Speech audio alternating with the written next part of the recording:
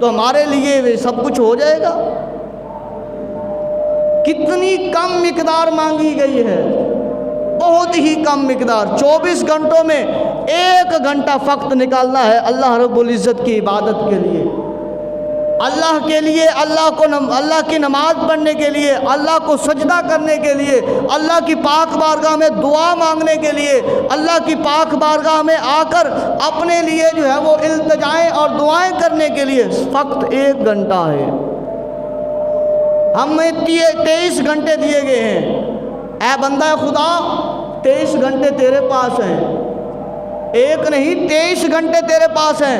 اب 23 گھنٹوں میں تو نے کیا کرنا ہے؟ مال کو پانی بھی پلا، ان کو چارہ بھی کھلا، خود بھی کھا، پہن بھی صحیح، نہا بھی صحیح، سو بھی صحیح، آرام بھی کر، کما بھی صحیح، بچوں کو کھلا بھی صحیح۔ یہ تیرے لیے 23 گھنٹے ہیں، لیکن اے بندے اس 24 گھنٹوں میں 23 گھنٹے تیری ذات کے لیے ہے، 1 گھنٹہ میری ذات کے لیے ہے۔ اب بتا، 23 گھنٹے استعمال کرنے کے باوجود 1 گھنٹہ جو ہے فقط اللہ کی عبادت کا کیا ہم کرتے ہیں؟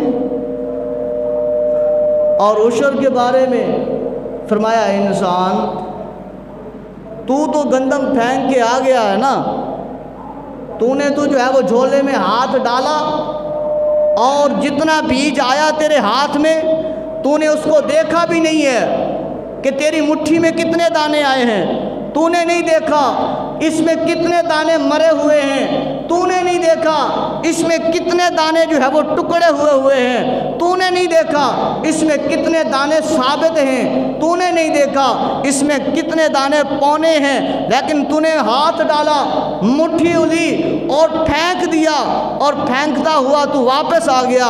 انسان فرشتوں کو بھیج کر، میں نے فرشتوں کو حکم دیا ہے، فرشتوں یہ میرا بندہ ہے، یہ زمین پر گندم کو پھینک کے آ گیا ہے، اے میرے فرشتوں اس کے لیے ان دانوں کو سیدھا کر دو، ان دانوں کو سیدھا کر دو۔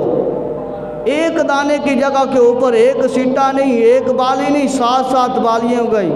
انسان تو نے 1 گندم کے لیے، 1 کلے کے لیے 1.5 من گندم لگائی، پر اس کلے سے تجھے 60 من عطا کرنے والا کون ہے؟ وہ خدا ہے، وہ خدا ہے۔ اگر یہ کوئی کہے کہ نہیں یہ میری ذاتی کوشش ہے، اس کو میں نے کھاد دی ہے، میں نے وقت پر پانی لگایا ہے، میں نے سپرے کی ہے، یہ میں نے کیا ہے، میں نے یہ کیا ہے، میں کہوں گا یہ تیری بھول ہے کہ یہ قرآن کا اصول بتا رہا ہے انسان تیرے بس میں کچھ نہیں ہے، تو پیدا ہوا ہے ننگا